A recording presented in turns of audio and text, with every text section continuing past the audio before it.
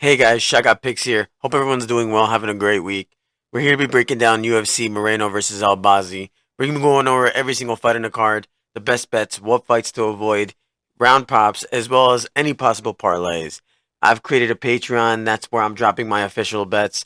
As of course, these are all my predictions. These are not my official bets. Other than that, let's get right into it. For the first fight in the card, we got Jamie Lynn Horth versus Ivana Petrović.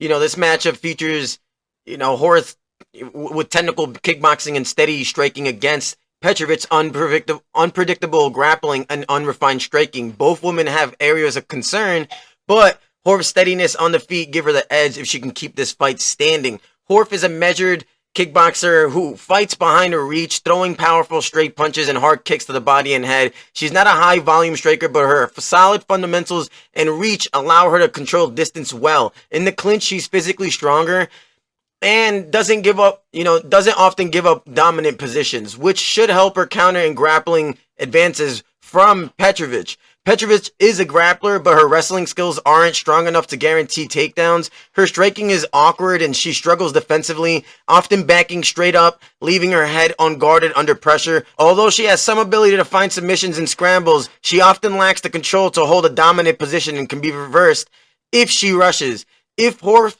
keeps this fight standing, she should be able to control the exchanges with her reach and kickboxing fundamentals. Petrović will need to close the distance and find scrambles, but without reliable takedown skills, that could be tough against a strong, steady fighter like Horth.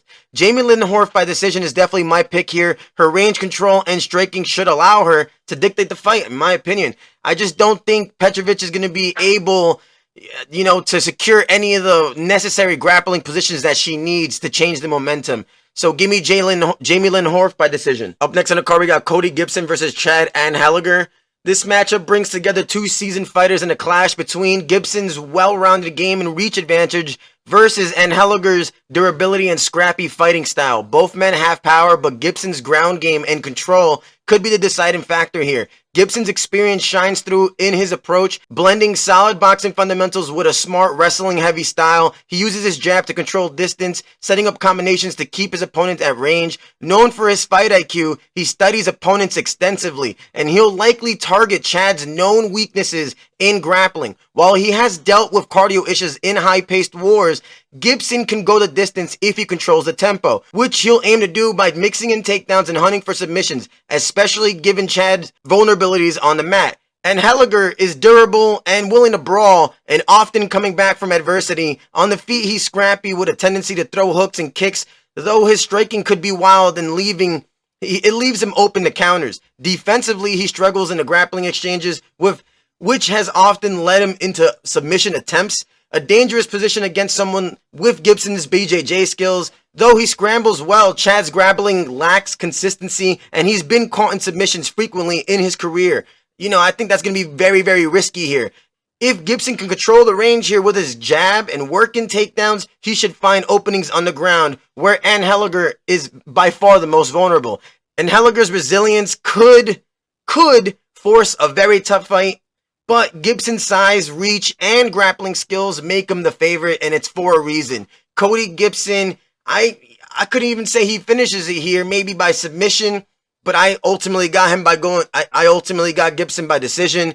I expect Gibson to establish control with his jab and take him down ultimately, where I think he's going to capitalize. Even if Anheliger can be able to scramble, I think he's going to make some errors, and he could possibly finish him here, but I do got him going by decision.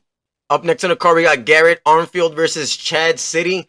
This one's featuring two high-energy strikers in a fight that's expected to deliver, a back-and-forth brawl, truthfully. Garrett Armfield's power and technical boxing face off against Chad Sidey's relentless pressure and volume, making this a potential fight of the night, in my opinion. Both fighters have their respective strengths and weaknesses that can define the outcome. With Garrett Armfield, Armfield's strength relies in his boxing. His speed and power allow him to be incredibly effective at close range. While not a one-punch knockout artist, he brings heavy shots that wear down opponents over time.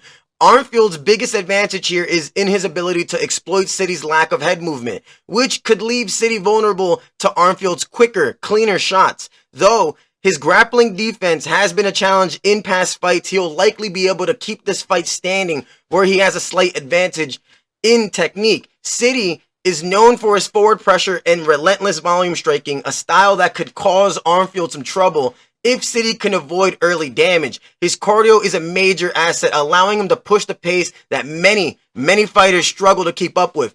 Though Sidey has decent grappling skills, his focus is on high volume striking. He tends to leave himself open on the center line. Basically, what I'm trying to say to you is that he does not move his head, as seen in his last fight against Tavares, which could be risky here against a powerful puncher like Armfield. If he can absorb the early shots and keep the pressure, Sidey's pace may become overwhelming for Armfield in later rounds.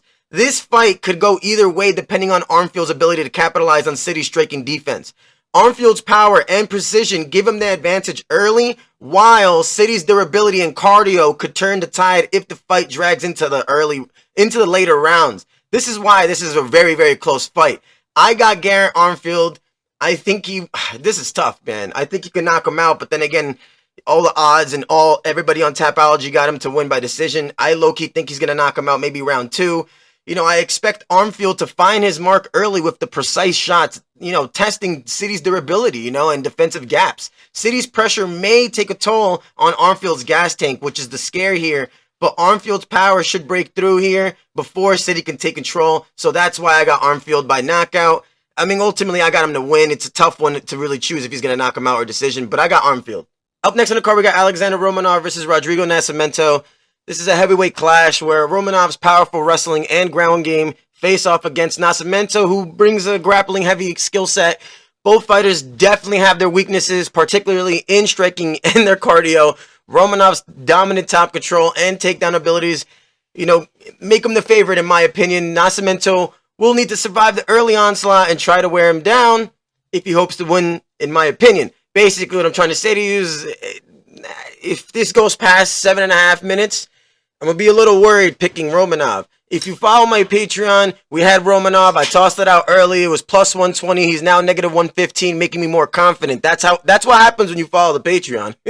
Romanov has built a reputation as an aggressive, relentless wrestler. That's why they call him King Kong, with creative and effective takedowns that keep his opponents on the defensive. Though his striking is extremely limited, he carries enough power to keep Nascimento honest on the feet, in my opinion. Romanov's main concern has always been his cardio. It's incredible how this guy gasses out sometimes. His relentless approach often leaves him extremely gassed out for the later rounds, but he is very effective early on.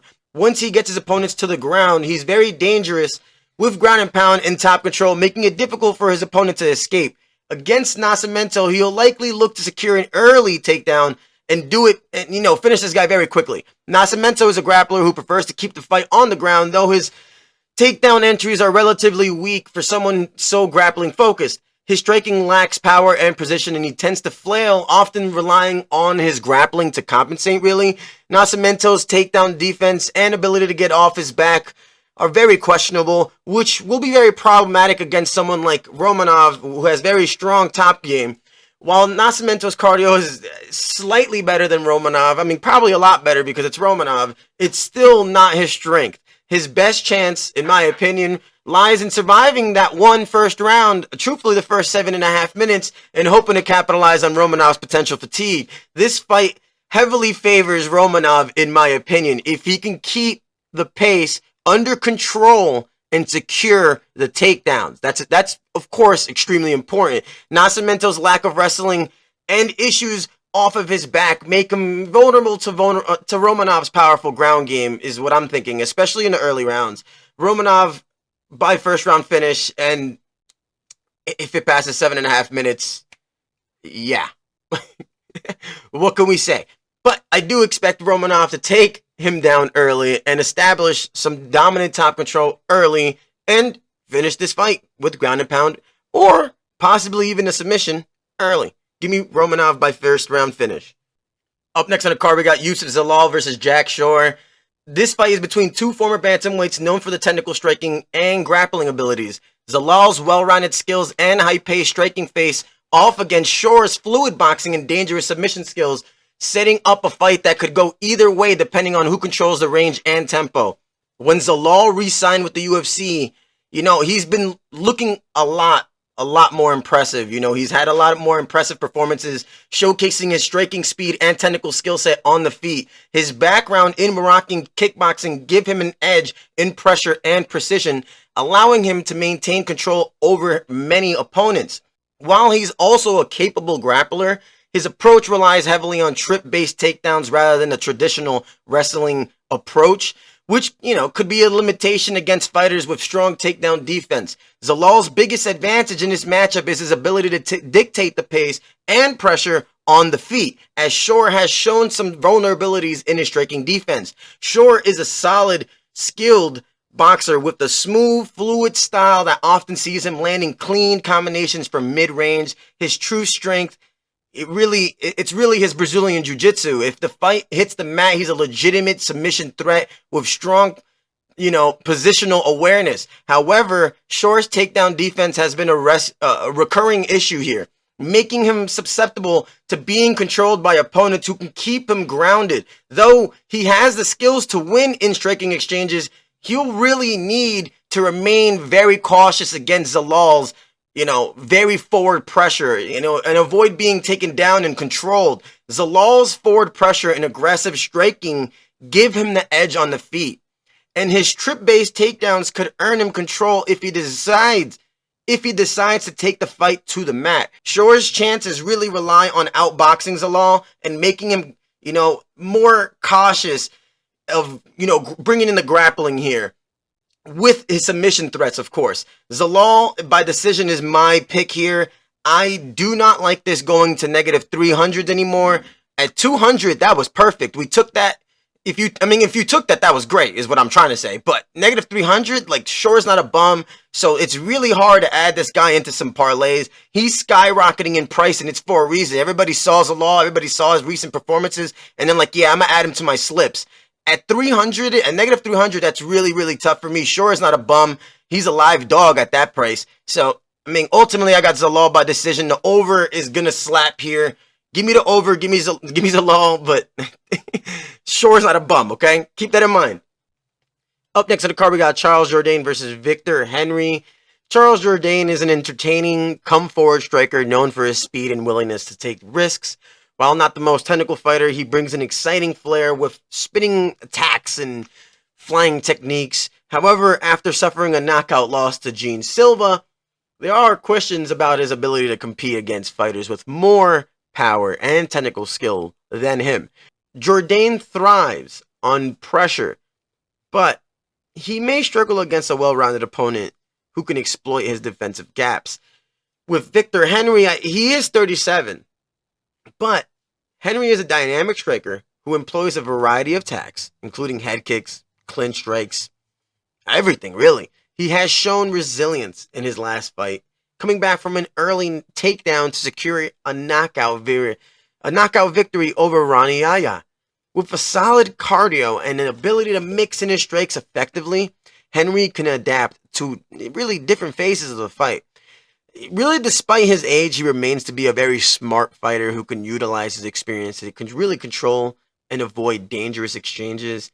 And another thing that comes down to it is that Charles Jourdain is a very fun fighter to watch, but he's also, respectfully, he's kind of trash. I shouldn't say trash, but he's also, like, kind of below mid. You know, he's just not that good of a fighter. If Jourdain can implement his aggressive style and stay in Henry's face, he may have some success. However, if Henry can establish his range and dictate the pace, I think he's going to very much exploit Jourdain's defensive shortcomings and wear him down. I think this is going to be a victory by decision for Henry, his experience and technique and ability to adapt. And I think it's just going to allow him to outwork Jourdain and really secure this win over the 3 rounds. Even if it gets competitive at times, it's going to be a fun fight, as every Jourdain fight is. But I got Henry in this one, man. I don't think the Canadian wins in this one. Give me Henry by decision.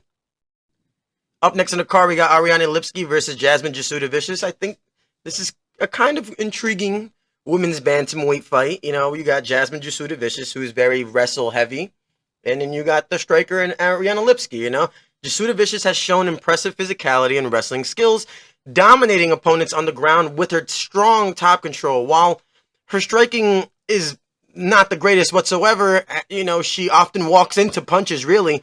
Her relentless forward pressure can very much wear down her opponents.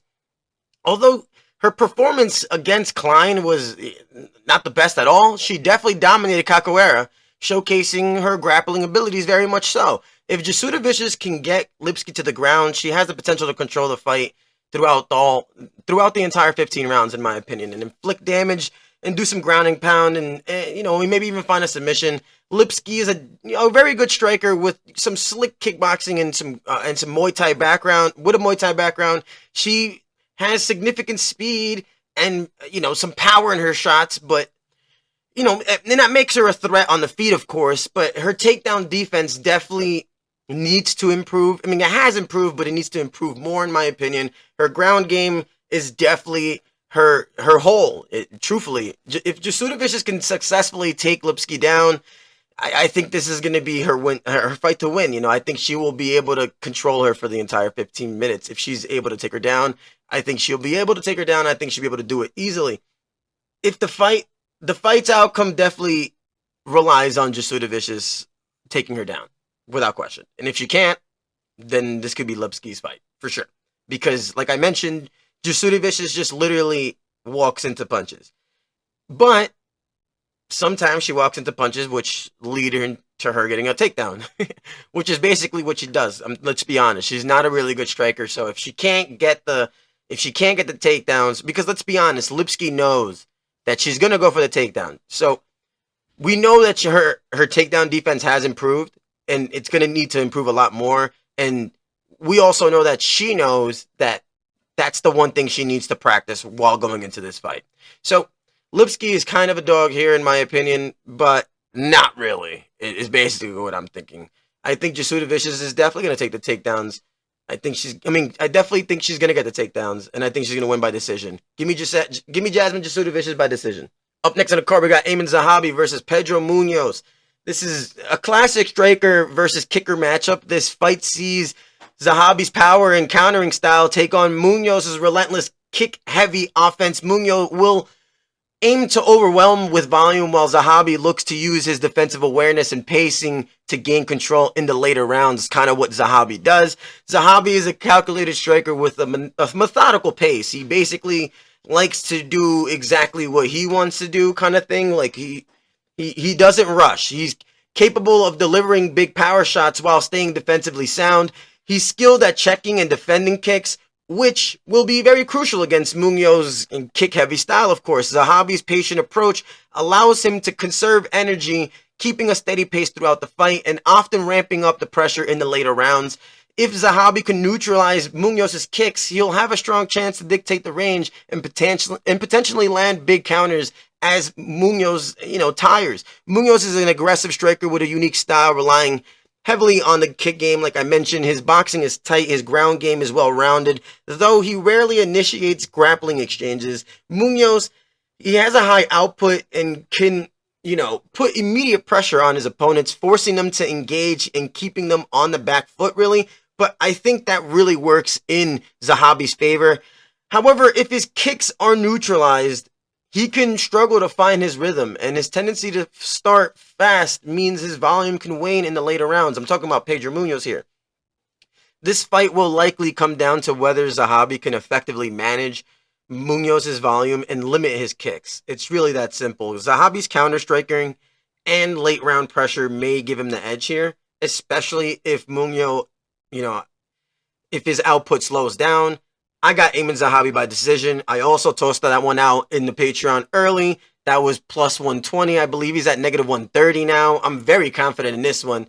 I got him by decision. His defensive skills and combined with his uptick in volume in the later rounds, I like that a lot. And I definitely like that a lot if I expect this to go to the scorecards, which I definitely do. Give me Zahabi by decision. Up next on the card, we got Mike Malott versus Trevin Giles. Mike Malott, he's a talented finisher with elite Brazilian Jiu-Jitsu and solid striking. Let's be honest. The first thing that comes to mind when it comes to Malott is that he had a terrible loss to Neil Magny. And And of course, it's going to come to mind for everybody. Everybody's going to talk about that. It was an extremely disappointing loss, obviously. He was winning the entire fight and then just quit. That's basically it. It was very disappointing. But ultimately, I'm still high on Malott, you know. He remains highly regarded for his, technical abilities. Let's be honest. Malott excels at capitalizing on his opponent's mistakes, particularly in the grappling exchanges. His striking is effective, but he may need to mix in more leg kicks and be cautious of getting drawn into a striking battle, especially if he's, if he struggles to shake off the jitters from his previous fight, really, to be honest. Especially given that, Giles is not a bum. He's a skillful striker who has shown flashes, of brilliance, let's be honest, but he's pretty fucking stupid when it comes to the, being in the cage. And that's just a big obstacle regarding Giles, His inconsistent fight plans often lead to unnecessary risks, such as trading with powerful strikers while really neglecting his grappling advantage against lesser grapplers, really. Though he has a solid striking game, his chin is extremely suspect, really, which could be exploited by Malott, Giles has good takedown defense, but tends to leave openings in his defense, making him vulnerable to submissions, really. I think, really, it comes down to if Malott can impose his grappling game early and avoid getting caught in an striking exchange, really. He should have the upper hand here. However, if Giles, if he finds his rhythm on the feet, he can very much capitalize in Malott's defensive, holes. I don't think Giles is a bum. I think Giles he could definitely knock this guy out and definitely surprise us, but I don't see it. I think Malott has a lot of ways to win this fight. Even if you look at it on Tapology, it's like 33% on everything. Like, it's on 33% for him to win by decision, submission, and knockout. It really, I think he has multiple path to victories here, truthfully. Ultimately, I think he's going to finish this. I figure in the second round, his finishing ability and grappling abilities should allow him to capitalize on Giles' mistakes. And I think it's going to lead to a really nice finish, potentially early in the fight. But same goes for Giles. I think Giles can definitely knock him out early as well. I think it's going to be a good fight. Giles is not a bum, like I mentioned, but I definitely think Malott has multiple paths to victory, so therefore I got Malott by finish. Up next in the card, we got Marc-Andre Barriault versus Dustin Stoltzfus. Barriault is basically mid, really. He's a mid fighter, but he definitely brings solid cardio and pressure into the cage. His strategy often involves absorbing damage early and ramping up the pace as the fight goes on, which could definitely wear down his opponents, really. While he doesn't really have the knockout power compared to the other fighters in the division, his striking volume and ability to push the pace definitely make him a tough matchup, particularly against fighters who struggle to handle relentless pressure, really. His recent knockout loss, it's concerning, especially because he basically face planted, really. And it raises questions on, about his chin, but historically, he's been very durable. He's been very durable. And I think that's going to be a significant point in this matchup. Stoltzfus, I think he's trash. I think his record is pretty trash. But he's definitely shown some flashes of some decent kickboxing skills. However, he often avoids engaging in brawls, which can really affect his effectiveness. It hinders his effectiveness. I shouldn't say affect his effectiveness. His grappling abilities are decent, but not elite whatsoever. He tends to struggle against opponents who really pressure him. Stoltzfus' recent knockout left him with a broken plate in his face. Like, these are two guys, that just came off of knockouts like 3 months ago. So it's concerning on both sides. And it definitely raises concerns on the Stoltzfus side, on his his recovery and his ability to recover, and his ability to absorb damage when moving forward. His tendency to mentally check out during fights and his lack of striking defense are more challenges for him as well in this matchup. I think this fight will likely come down to Barriault's ability to apply pressure and capitalize on Stoltzfus' defensive holes. If Barriault can consistently push the pace, he's going to exploit Stoltzfus' lack of striking defense, really. And I think Stoltzfus really, he tends to tire late and he kind of just gives up. I think Stoltzfus is trash. I think that's why Marc Barriault is negative 200, and we're going to take that. Give me Marc-Andre Barriault by decision. This is a tough one because both fighters are coming off of a knockout loss, but it's also Stoltzfus. So give me Marc-Andre Barriault by decision. Up next on the card, we got Caio Machado versus Brenson Ribeiro. This fight is extremely underwhelming. I have no clue. I have absolutely no clue as to why this is on the main card. I would prefer a Jasudavicius fight on the main card than this fight. These guys are absolutely dog shit. Let's just be honest. When it comes to Ribeiro, he possesses athleticism and knockout power, which could be a game changer, but he's dumb as shit and he lacks technique. He's a classic Brazilian brawler relying heavily on physical gifts rather than just actual skillful execution. You know, he's showed promise in his last fight with an aggressive start, but he's also the type of guy that will be taken down and not even attempt to get up. He also tends to fade and really just gives up mid-fight. You know, that could be detrimental against absolutely any opponent, you know? He also can be knocked out, but that's not a factor here absolutely whatsoever against Caio, just because he just doesn't have knockout power whatsoever. With Caio, he comes into this fight with, you know, he's a volume striking fighter with little to no knockout power whatsoever. His striking defense is poor. He's very hittable, and he tends to drop his hands while exiting the pocket, leaving him open to counters, really. Machado's lack of coherent game plan abilities are always going to work against him, especially if he fails to respect Ribeiro's power. Although he has some grappling credentials, Caio struggles off of his back and isn't particularly effective when pressured. His cardio seems decent, you know, at the start, but it seems to disappear after the first round, really. This fight is trash. This fight appears really to, it's gonna rely on who can land most effective shots without getting hit in return. It sounds stupid as hell as a breakdown, but that's exactly what it is because this fight is stupid as hell.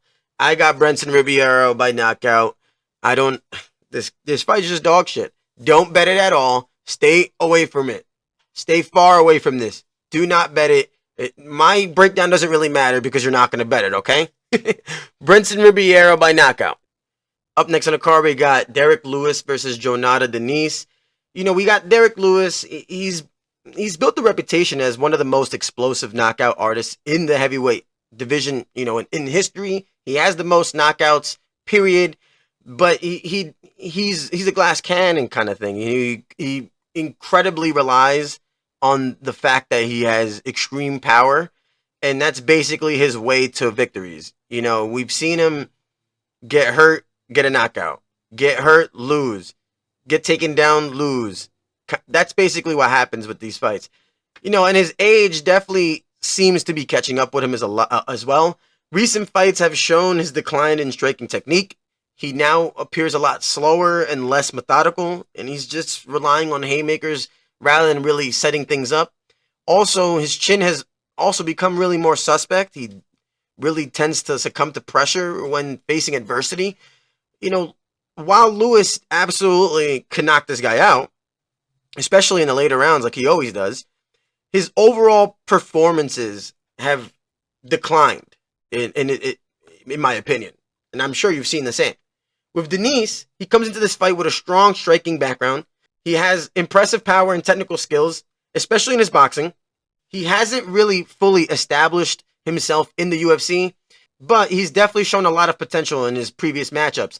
He does have flaws, you know, especially, you know, being kind of slow and low-key stationary. With his head movement definitely could be improved for sure. His chin has proven to be reliable. His leg kicks and sharper boxing could pose a significant challenge for Lewis here, I think, you know, especially if he can avoid the power shots of Lewis, which is what he's known for. Diniz has also shown decent cardio as a heavyweight, which may give him the edge here. This matchup basically it's basically a brawler versus a technician. You know, Deniz's ability to execute his game plan while absorbing Lewis's power is definitely going to be crucial here. If Diniz can effectively use his leg kicks and volume striking, he's going to wear Lewis down, especially considering Lewis, he's known for his cardio issues. However, if he doesn't be careful, Lewis can absolutely knock him out. I ultimately think someone's getting knocked out. Of course, I think we all think someone's getting knocked out, and I will be on the Diniz side. So give me Diniz by knockout. I don't really know which round. It's really hard to predict Derek Lewis fights, but give me Diniz by knockout. Up next on the card, we got the co-main event of the evening. Like Bruce Buffer says, Erin Blanchfield versus Rose Namajunas. With Erin Blanchfield, she's a young, relentless grappler with strong wrestling skills, despite struggling with her physicality in her last fight against Talia Santos. She has shown the ability to pressure her opponents and grind them down. While her striking definitely needs to be developed, still, her effectiveness from the top position and her tenacity make her an extremely formidable threat, let's be honest. Blanchfield must push the pace and secure takedowns to minimize Namajunas' striking advantage. Because Namajunas is clearly a better striker here, let's be honest. Namajunas is a former champion known for her technical striking and footwork. She has faced elite competition. Her resume is way better than Blanchfield's and relies on her precise striking and movement to evade damage. Although her grappling is competent, it's just not as polished as her stand-up game, and especially not as polished as Blanchfield's grappling game. Namajunas can defend takedowns, that's for sure, and create offense, but her declining performances in recent fights have severely raised my concerns about her ability to handle a relentless grappler like Blanchfield. What I'm trying to say to you is this. Rose Namajunas was one of my favorite fighters ever. I used to say if this woman loses, I'm gonna cry. I was obviously being facetious, but I liked her a lot. Then I saw her fight Esparza, and all my love for her disappeared. And you can blame it on her husband, her coach. It probably is him. But wow, was she passive, and I hated it. I understand that she changed divisions, and it's different at this division. I get it. And she's been doing well here, but I just can't trust that woman no more. Regardless, if Blanchfield can successfully push the pace and score the takedowns, which I think she will, she could negate Namajunas' striking and control this fight. However, if Namajunas can keep the fight standing and avoid being taken down, her striking very much could be the deciding factor. The thing about it is, though, is that this is a 5-round fight. I understand that Namajunas has been there before and has done the 5 rounds before. And she has experience in that, but I think she's going to be taken down and she's going to lose this fight. I think Blanchfield is going to take her down, and I think she's going to be able to do it. Not necessarily easily, but I think she's going to be able to do it. Blanchfield is a good fighter. I understand that her stock extremely fell after that Fiorot fight, but I'm very high on Blanchfield still. She's very young, and I think she's going to be very, very promising for years to come. Give me Blanchfield by decision. Up next on the card, we got the main event of the night. We got Brandon Moreno versus Amir Albazi. With Moreno, he's built up a reputation on very much being tough, durable fighter with exceptional grappling and boxing skills. However, there are signs that he may be past his prime, given the wear and tear from his numerous high-stakes fights. That last fight that he had was not promising to me whatsoever. I did have Royval, but I didn't think he was going to win like that. His striking has appeared sloppy in recent outings, and while he can still engage in exciting exchanges for sure, he may not have the same resilience to absorb punishment as before. I don't think, what I'm trying to say to you is that, Brandon Moreno won the championship belt and Amir hasn't. And that's going to play a big factor here, in my opinion. Defensively, Moreno he's hittable, which could be a liability against Albazi, who's known for his technical striking. Moreno's grappling remains his strongest asset for sure. His BJJ is absolutely top notch, and he thrives in scrambles. However, his wrestling defense has historically been a weak point, which will absolutely be exploited by Albazi. Amir Albazi is a technical fighter with a solid skill set, particularly in grappling and striking. Although he had a tough fight against Kai Kara-France, truthfully, let's be honest, he lost that fight. He showcased his competitive spirit and ability to land strikes effectively. Wow, some may question his striking power. He has shown that he can make reads and capitalize on openings in opponents' defenses. Albazi's wrestling is particularly important in this matchup, as he can exploit Moreno's vulnerabilities in that area. His ground game is very strong, with the ability to control opponents and look for a submission opportunity. Although Albazi has had significant injury setbacks, and let's really pause this. Let's talk about it. When you really when you dive deep, he's had heart problems, he's had neck problems, he's had spine problems. Like, he's been out for like a year and a half. This fight was supposed to happen in February. That's why Moreno ended up fighting Royval instead. Like, that's scary. With any of those injuries would be scary. A spinal injury, you'd be like, oh shit. A neck injury, oh shit. A heart injury, a three-piece? He had a triple whammy here. You know, that's scary. So I think that's really playing into the odds here. This fight is very much going to hinge on whether Moreno can pressure Albazi and engage in striking exchanges without getting taken down. If Albazi can establish his wrestling early, I think it's going to severely limit Moreno's offensive capabilities. Conversely, if Moreno can land effectively and defend against those takedowns, he has a path to victory for sure. I don't agree with the odds. I do think Albazi wins.